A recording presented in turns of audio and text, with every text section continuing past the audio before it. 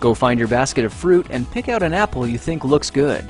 Now, using a sharp cutting knife, carefully cut the apple at a slight diagonal so that it slices right through the center of the apple core. While we're here, let's save 2 of the seeds because we'll be needing them later. Now that we've got our 2 halves, let's take the side that still has the bottom attached and place it face down on a cutting board. We'll need to place 2 butter knives perpendicular with the top and bottom of the apple.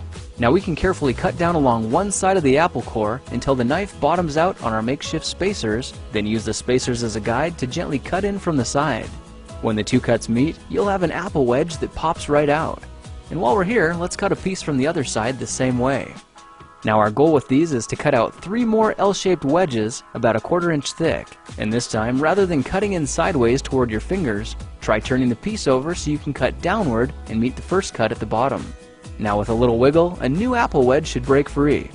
If you repeat the process 2 more times, then stagger the pieces back together, the effect is a beautifully layered wing. Now just cut the other piece the same way and your swan's body should look like this.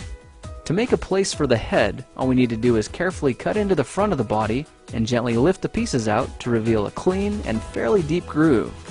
At this point we can go ahead and grab the other half of the apple and place it between the butter knives like before. But this time, we're just going to use them as spacers to cut an even slice off the bottom. You can see that repeating this process 3 or 4 times gives us a nice variety of shapes and sizes. Now look for a piece that resembles a heart that's been slightly flattened on top. All it takes to form the swan head is 3 strategic cuts with a knife.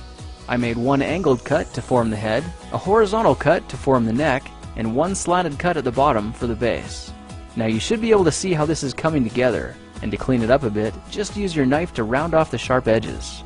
All that's left now is to place the apple seeds where you think the eyes should go, then use the side of a butter knife to press them firmly into position. When both eyes look good, simply drop the neck into place, and you're done.